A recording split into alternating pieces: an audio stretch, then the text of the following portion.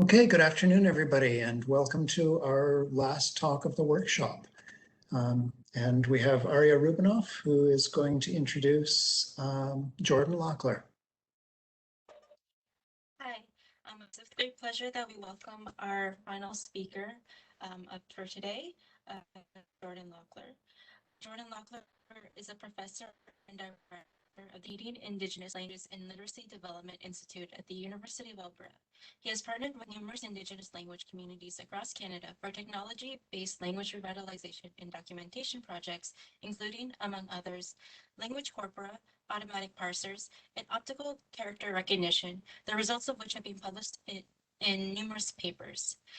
So without further ado, Jordan Lachler on Ahead of the Curve, Tele-Revitalization in the Diaspora. Thanks, Arya, and thanks to everybody for coming today in all of our many places. I bring greetings from Treaty 6 territory here in Edmonton, Alberta, or in my basement in Edmonton, Alberta, where we are today. I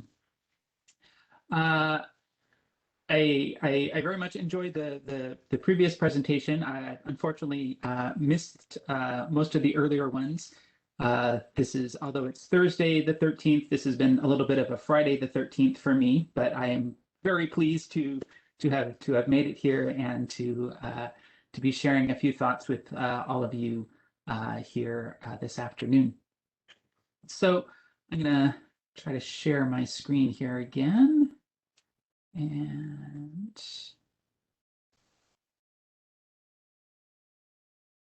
there we go. All right. So what I've been reflecting on, I think probably like many people over the past year, but certainly since Nick invited me to come share a few thoughts at this particular gathering, has been about the role of technology in language revitalization and the situation that we've all been enduring through the pandemic, and how these kind of connect and interrelate with one another. And so it's given me this opportunity to think, to take a little time to think back about what it is that we do in language revitalization, and to try to explore how the pandemic in some ways is shaping that in kind of new and unpredicted ways. So we take it all the way back, start at the very, very beginning, right? So human language, right? For all of our human languages, right? It all evolved in a context where communicators were together in the same place and at the same time. That's how most of us experience most of our language interactions, is in what we now have to kind of retronym as face-to-face communication. That used to be the only kind of communication throughout most of human history. And for most of us, that's still probably the predominant form of communication. But now we've actually had to come up with a name for that because we've added these other types of communication. But certainly face-to-face communication has always been central to human language. And that is reflected, of course, in our models of language revitalization, which have also focused for a long time on the naturalness and all of the benefits that come from what we might call co-located communicators, right? Being together, coming together, being in the same room and in the same space to do our language work, whether that's on the documentation side of things, on the revitalization side of things, or just coming together because it's something that we enjoy doing. So that kind of face-to-face communication has always been central to models of language revitalization, both what we've seen in the literature, but also just everybody's practice of language revitalization. Bringing folks together has always been a central component. But at the same time, there's this other tension, right? There's this other perspective where humans have for a long time tried to break the bounds of communicative space-time.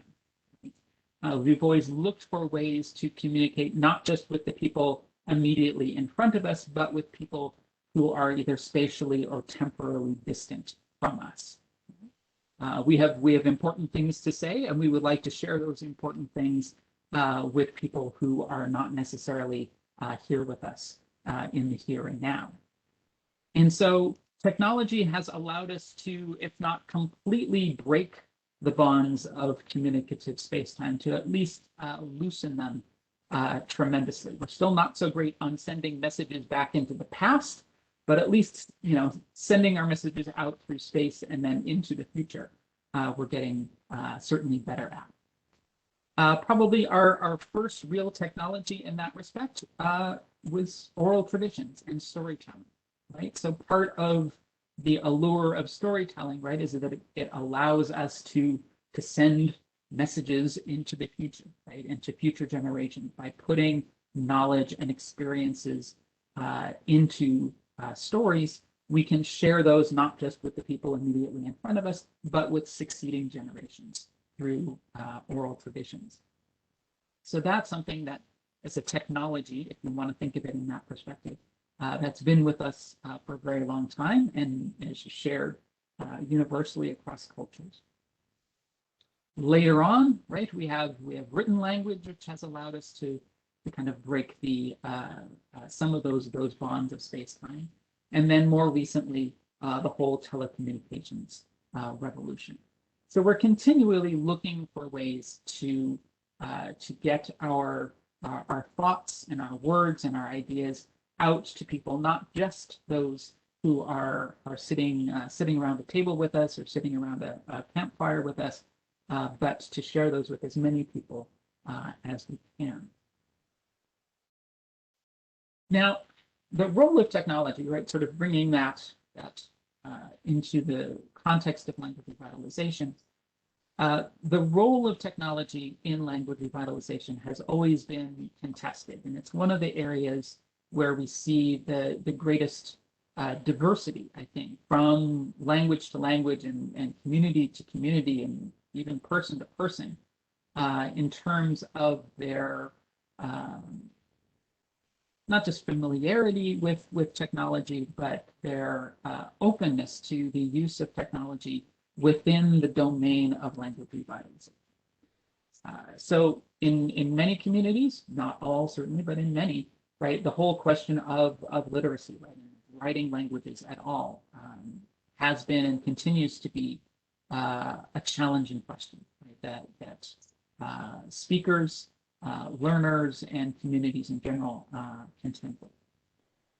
The whole question of documenting and sort of preserving languages, right? Let's go and record, let's go record speakers and we'll put those recordings in a nice safe archive. And there we've used technology to successfully preserve the language, and we put it in a nice safe place so it will never get lost. So there's been a long tradition now of people theorizing and sort of contesting what are the appropriate roles for technology within the context of language revitalization. But as much as people kind of stress out over it and think about it and try to develop policies and worry about the implications that particular choices have, what we often see, right, is that on the ground, real people, actual individuals, simply adopt and adapt technology as needed without worrying too much about policy implications, right? So in some communities where I've been fortunate enough to spend some time, where there was effectively a policy that we don't write the language, right? But our language is not just an unwritten language, but it's a language that is not intended to be written. This was part of the shared ideology, at least among the sort of policymakers in the community. Even in situations like that, you still found people using what we'd sort of call casual literacy skills, right? So whether that's writing notes to each other in the language, or texting, or making a grocery list, or putting, a phrase on a T-shirt or something like that.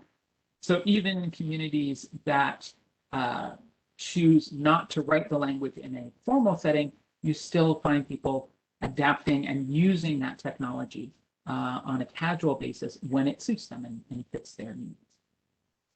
even in communities where there's a lot of reticence towards recording of elders and recording of various oral traditions and other information about the language, the history, of the culture of the community.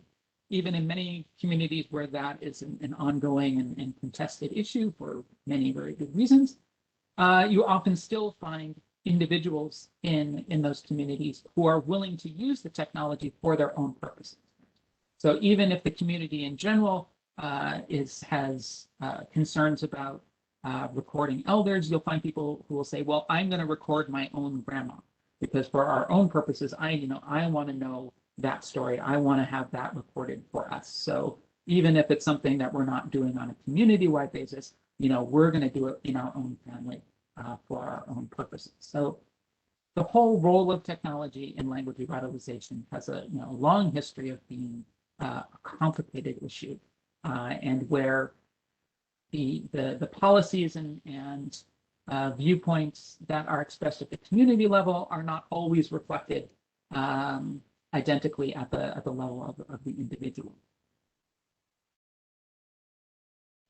So this pandemic that we're all experiencing, right?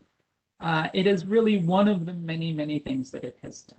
It has kind of upended this co-location model of language revitalization and kind of cast a new spotlight onto the actual and potential roles of technology within the context of revitalization. So nearly all communities at this point have been obliged to rethink the ways that they do language revitalization, whether on a smaller scale or on a much larger scale, and where technology fits in with their efforts.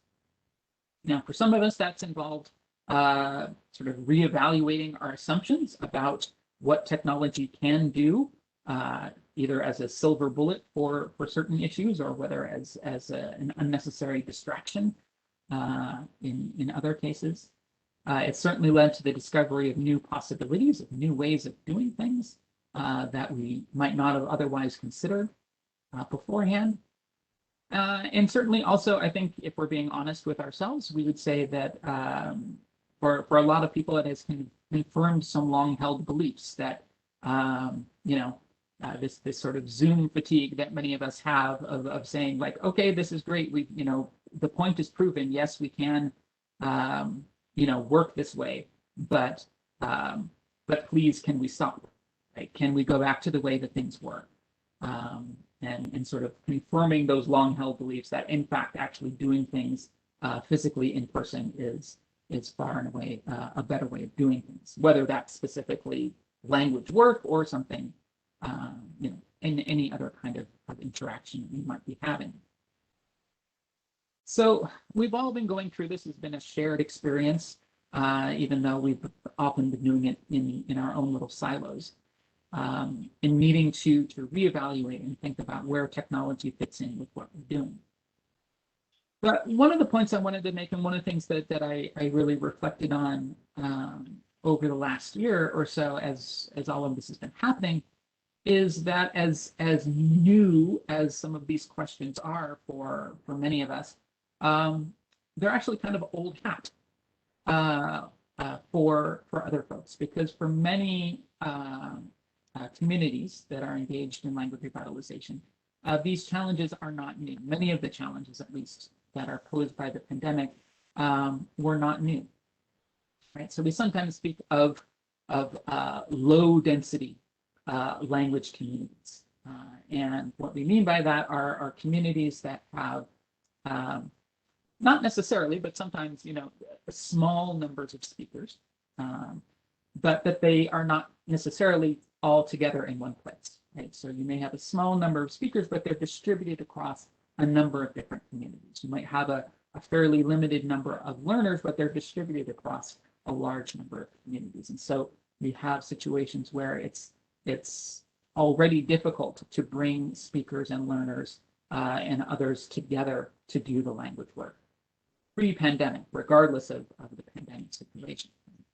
So there are many communities, and perhaps some of you are from communities that kind of fit that description, where those challenges of bringing speakers and learners together was already something that you were dealing with well before any of us imagined that the pandemic would come along and kind of impose those types of challenges on everyone else as well.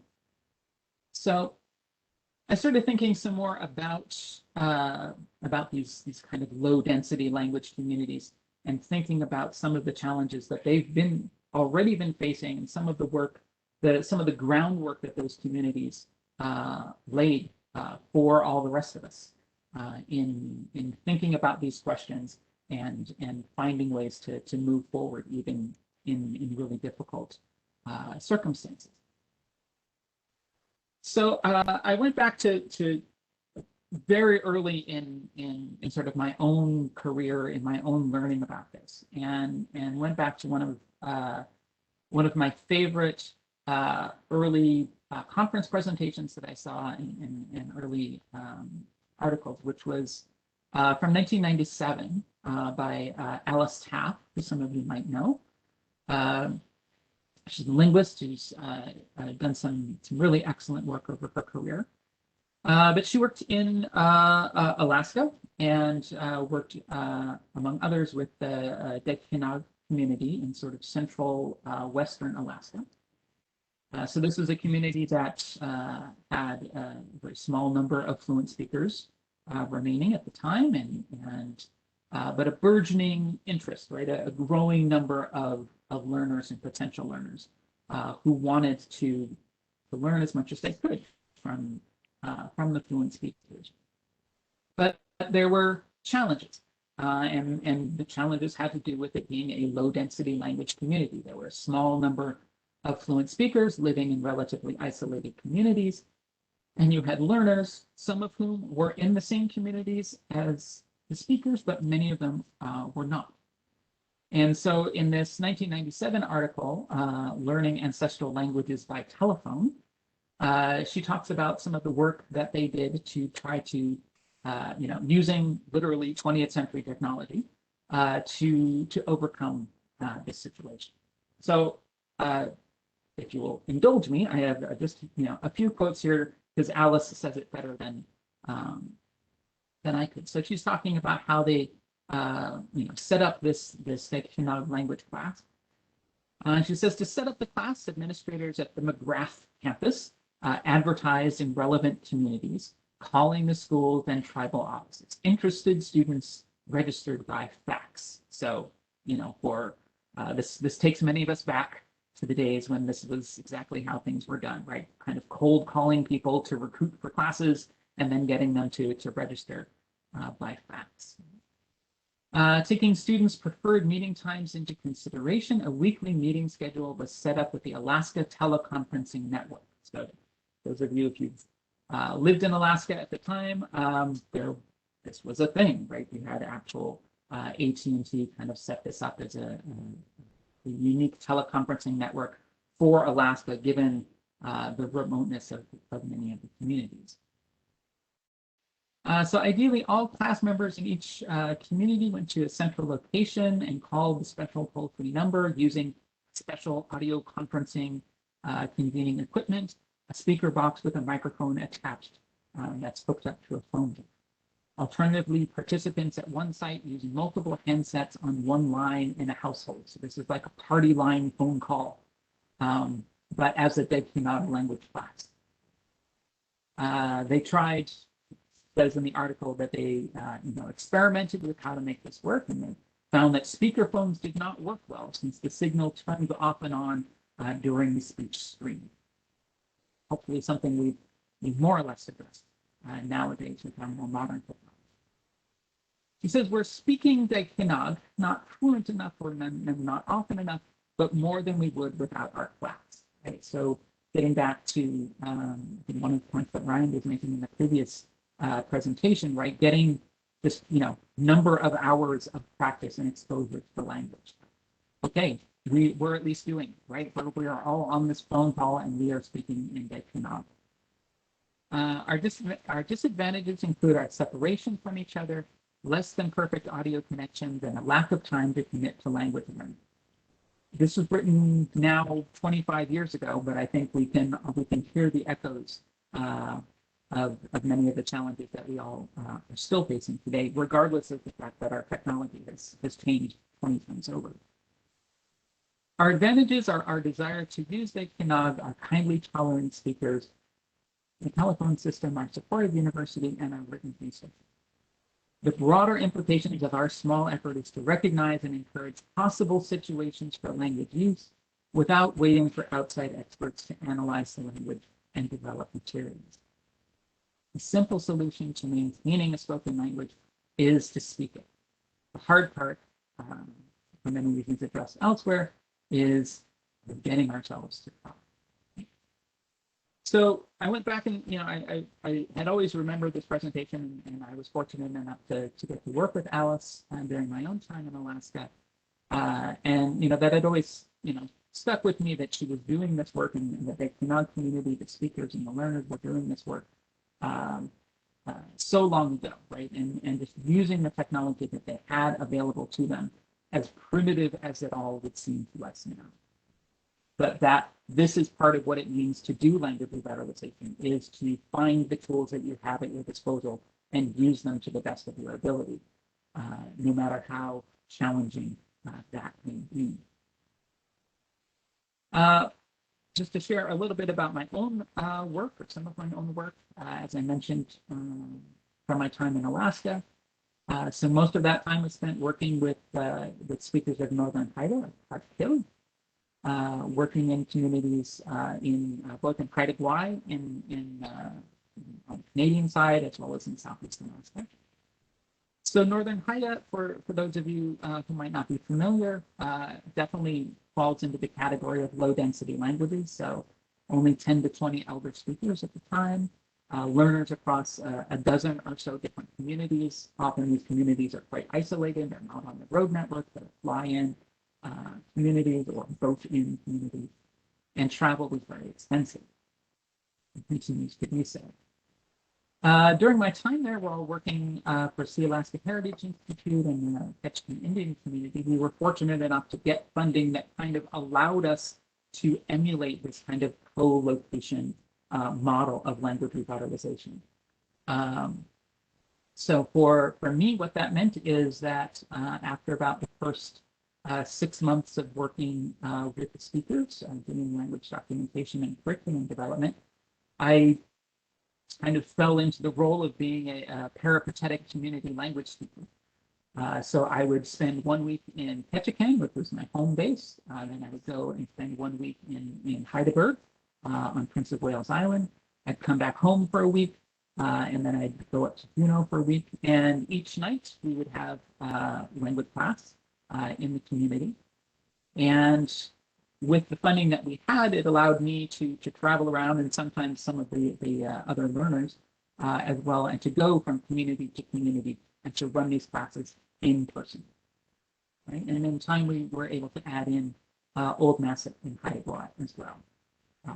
This gave me more frequent flyer miles than I had ever imagined a single person could amass while doing linguistics. But it was a great opportunity, and certainly helped us kind of build that community of language learners. After the first few years, though, we started adding in teleconferencing and Skype, so this was back around 2007. That helped us to cut down on travel costs and time. And it really also helped us to build those connections between learners in different communities. So while I was in this kind of peculiar and very privileged position of getting to go to these different communities and work with Haida learners in Juneau and in Ketchikan and in Heidelberg, even though I had that opportunity, the learners themselves didn't often have that opportunity. So we were, we tried to use that early teleconferencing and early versions of Skype to try to bring our learners together as part of that shared experience of learning and using the language. So it sort of turned into this teleperipatetic pedagogy, right, of sort of teaching various groups of learners in different places from a single remote location. So that's, you know, sort of building on the inspiration I took from Alice's experiences in the 90s. This was you know, our attempt to bring that into the aughts. Again, using what we had at our disposal. But thinking ahead, right, trying to think about where we're headed with all of this. I'm going to be really super controversial and say that the pandemic was and is bad. Full stop. I am not a pandemic apologist. But nonetheless, I think part of doing language revitalization, at least for me, is a need to be incessantly optimistic and constantly be looking for silver linings in every situation, often to an annoying degree. And so we certainly, I think we see this in the general discourse around the pandemic. We're all kind of desperate to see, was there anything good about it? People say, well, at least we, you know, reduced our carbon emissions for a year. Like we let the planet breathe a little bit for a year because we all kind of stayed home. Or we got more time to connect at least with our immediate family and pets, if not with our more distant family. We developed this, you know, deeper understanding of our interconnectedness, even at the kind of cellular level that, you know, we're all in a sense sharing the same virus. And certainly the language revitalization community writ large has been extremely hard hit by the pandemic, and probably all of us have stories about that. But we want to, you know, see what are our silver linings from this in terms of coming out of this pandemic. This next slide, I originally had this entitled post-pandemic planning, but then I realized there is no such thing as post-pandemic. We're just in between, you know, this current pandemic and whatever will be the next, right? And so I changed it to inter-pandemic planning. What can we do when we come out of this pandemic and before the next pandemic comes in and changes everything for us all again?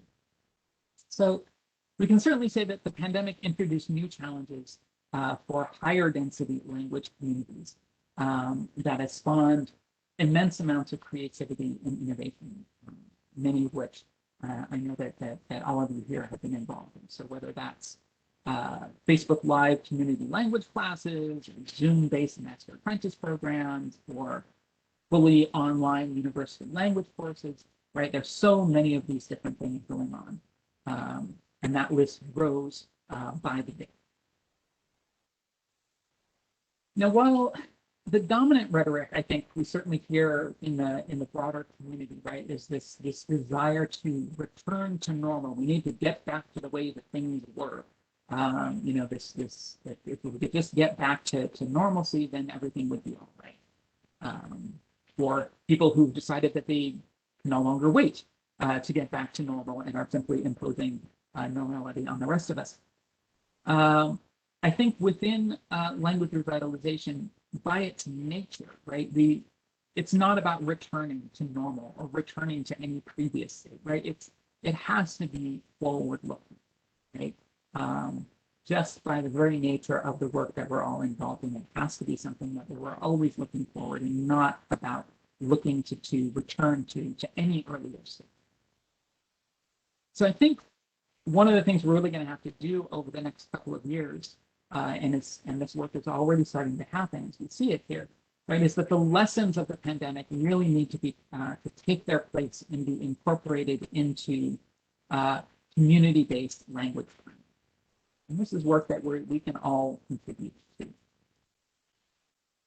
So what I'm hoping, right, my hopes for what comes out of this, right, is a new capacity for really inclusive models of language revitalization that can expand access for potential learners who live away from their traditional communities, but who are still committed and want to connect with and learn their traditional language. You know, many of us know that for lots of communities, that population, right, speaking strictly in demographic numerical terms, right, that's actually the majority. Right? The majority of the market, right, for potential learners for many indigenous languages are people who do not live in what would be considered the traditional homeland or in traditional communities where people from that nation constitute the majority. So this is already a demographic reality for many communities as they become less dense, right? They achieve lower density, right, as people spread out and away from that home community. So we need to really be continually thinking about how can we be developing models of language revitalization that really expand access, don't leave these people out of the loop, right?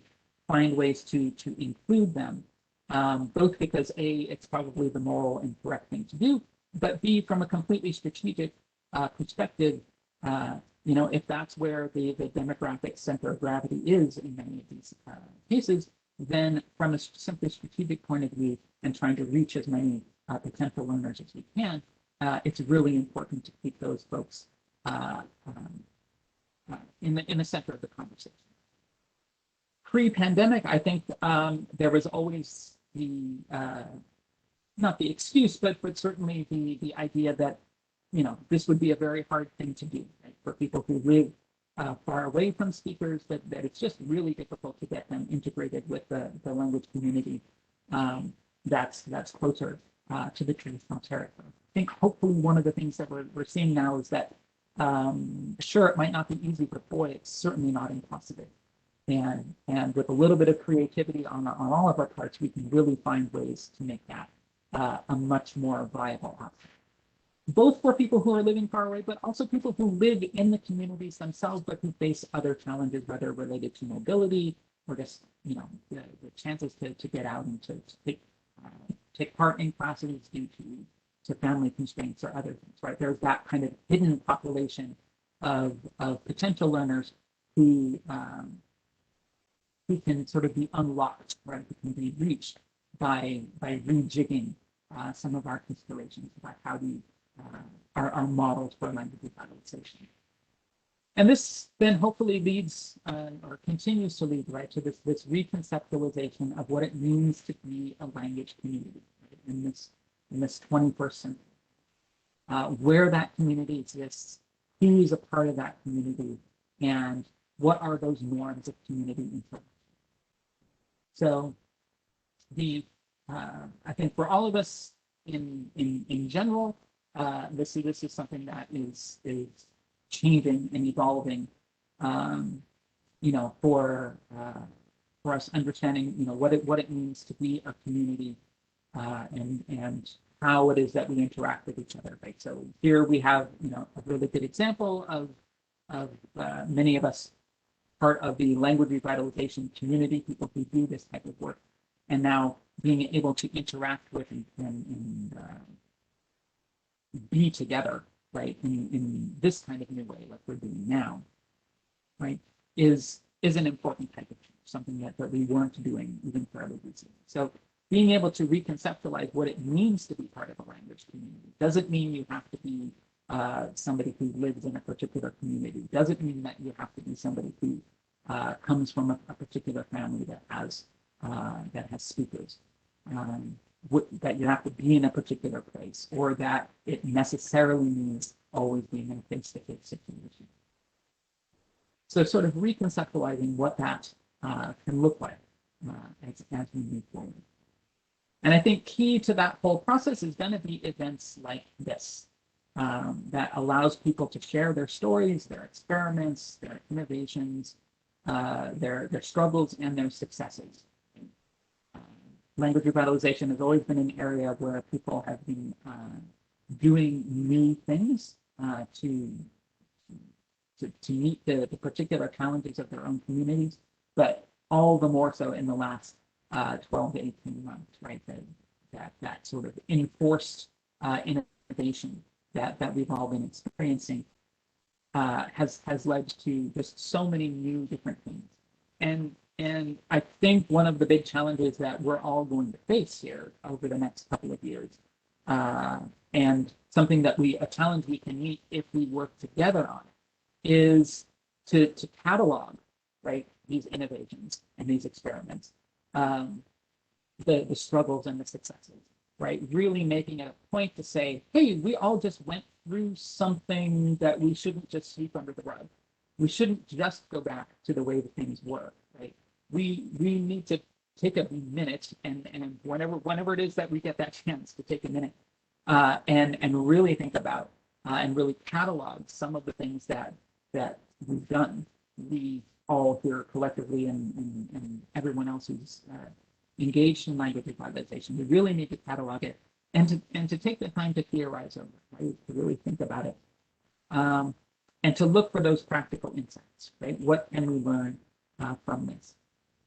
And then how, and this sort of then circles back to kind of my end of the language revitalization world, how can we then distill some of those practical insights, right, into particular recommendations and then incorporate that into language revitalization training, right? So basically, how do we take this amazing collection of anecdotes that we all have about our experience of doing language revitalization in a pandemic situation? How do we collect those, bring those together, think about them, organize them, find some practical insights from those shared experiences, and then distill that into something that we can incorporate into training for the next generation of folks who are going to come along. So for this is a process that's already underway for us at Sylvie. So for two of our courses in particular are already kind of right at the heart of this whole question. So we have a course on language policy and planning for Indigenous communities, and a course that we call Techniques for Endangered Language Documentation. And for both of these courses over the last year, we've been having these conversations about, okay, what do we, how does this change, right? What we do in those courses, and what do we want to include in terms of how we think about these issues. So was fortunate enough to do a language policy and planning course this past semester, mid-pandemic, and so it was right there at the front of mind for all of us in our class discussions. It's about, well, this is how we used to do things. Here's how we're adapting to doing things now, and here's how we think maybe we're going to continue to do things in the future.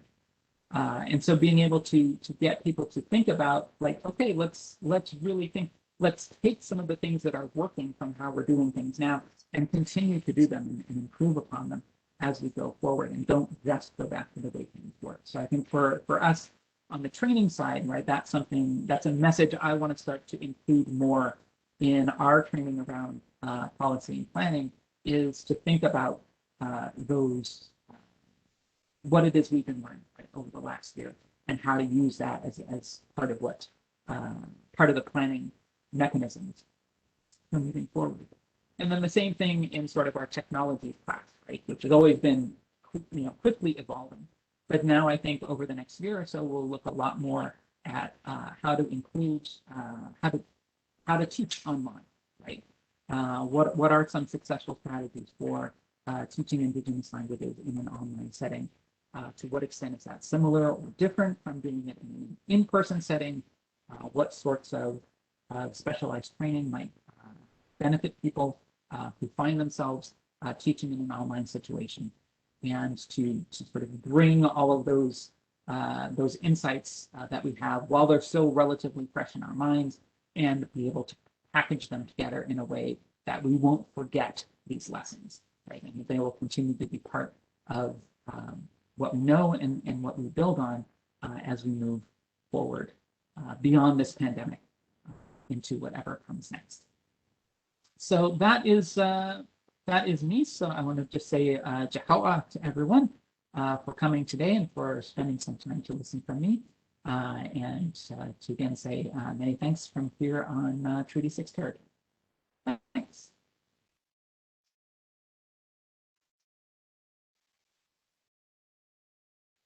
Many thanks, Jordan, for a really interesting talk. We have a few minutes for questions. So I don't see anything in the chat or the Q&A at the moment. So if you have a question, please put it in one of those places.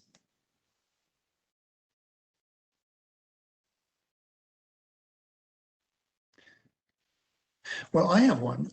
So you mentioned what you're doing at Sildy in terms of um, digesting, compiling the knowledge and techniques that have been developed over the course of the pandemic and incorporating that into course material.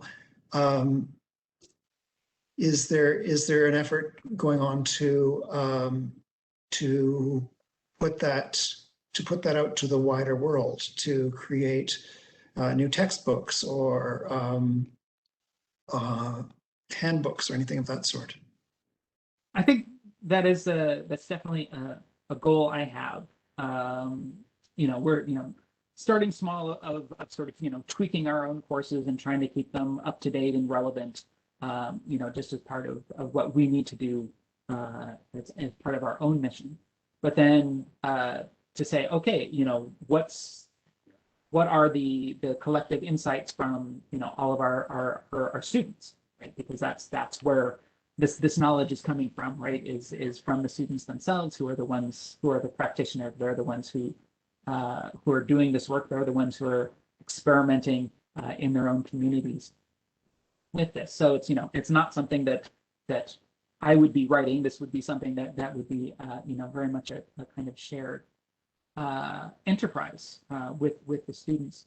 But I think, yeah, as I was saying, I mean, I think it really is important that we get those messages out, and this doesn't just become something that kind of falls down the memory hole of that sort of lost year that we all have. Because I think just even from my own little narrow view from my basement here, there's been so much exciting stuff that's been happening aside from all of the terrible things, but on the language revitalization front, and what people have been able to do, the things that people have been brave enough to try to do, have been really amazing. Even just in our little area here around Edmonton. So for myself, I'm really highly motivated to kind of try to capture those and highlight them and then share them with the broader world. And so I think that's hopefully something that we can look forward to over the next couple of years.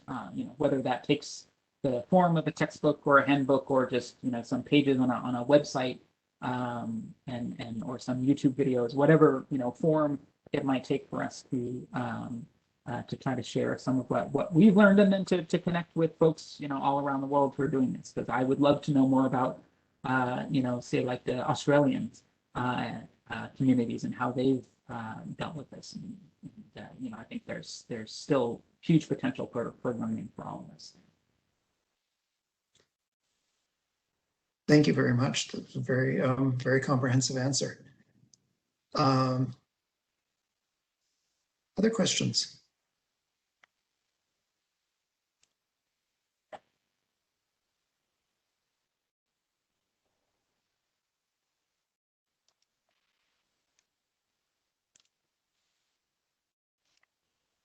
I suspect that everybody is a little glassy-eyed from 7 hours online. Okay, here we have a question from Chelsea Hicks. In the worst case scenario, if retracted language services receded from tribes after the pandemic ends fully, how would you recommend people still adapt to diasporic learning? Well, I think that's a really good question. I think there are models, very sort of grassroots, kind of bootstrappy models of diasporic learning, of where it's really individual folks, right? Whether like an individual speaker working with almost in a quasi sort of mentor apprentice, long distance mentor apprentice programs, right? So I know of a couple of communities, a couple of small groups of people who have undertaken that as their kind of model, because there was no other option, right? There wasn't an infrastructure to do this on a larger scale, and there wasn't a way for people to quit their jobs and move back home and uproot their lives to do this. So I think it's on the one hand, I think those options will still be there, even if in that worst case scenario where we kind of retreat to the way that things were. But I'm hoping that we've all seen the light enough. We've seen the possibilities, and we've maybe convinced ourselves that, okay, yeah, this is maybe not our favorite best way. Yes, we would all prefer to be sitting around a room at Memorial, having coffee and chatting with each other and doing this in person. But this actually isn't maybe so bad. And when it comes to the urgency and the necessity of doing this work for language revitalization, even an imperfect tool can still do a lot of good. So I hope that as we move forward, the folks who have this experience, whether they were doing this kind of telework pre-pandemic or whether they started doing it now, right, that we can kind of bring those ideas together and really build on them, because I think it's that necessity to be inclusive, right, of not leaving people out and not saying, well, you live in the city, therefore, sorry, you're out of luck, or you live in community, but you're housebound and you can't come out. Well, okay, that's too bad, you're out of luck, or whatever challenges that people may face. I think being able to address those and being able to overcome them and use the technology that we have today, right? Just like Alice and used the telephone back in the 90s. We're using our technology we have today, and 20 years from now we'll all be in a very different place. But I think we need to keep experimenting. We need to just keep finding new ways of doing it. Thank you very much. Actually, if I could add to your answer and Chelsea's question a little bit, I was quite intrigued to hear about the telephone master apprentice program in the 90s. And in fact, in Natsiavut today, there were even pre-pandemic, at least one mentor-apprentice pair who were working almost entirely by telephone, by landline telephone, because the mentor was in one community and the apprentice in another, and the mentor's community did not have cell phone access or broadband. So I think the lesson of Lydia and Alana is very pertinent here, that even with minimal technology, there are ways that you can adapt it to language revitalization work, and it just requires creativity and patience and willingness to put in a lot of work. Mm-hmm. Yeah. And if we can have the broader our community of people is who support those efforts and are there to pat us on the back when our experiments go good, and to also give us a shoulder to cry on when we try some of these things and maybe they don't work so well. I think that's really valuable too, whether that's within your own language group or in a much broader kind of national, international kind of context like the one we have here. Yes, indeed. Oh, thank you, Jordan. All right, any last questions before we wrap up for the day? I see we have one more in the chat, I think.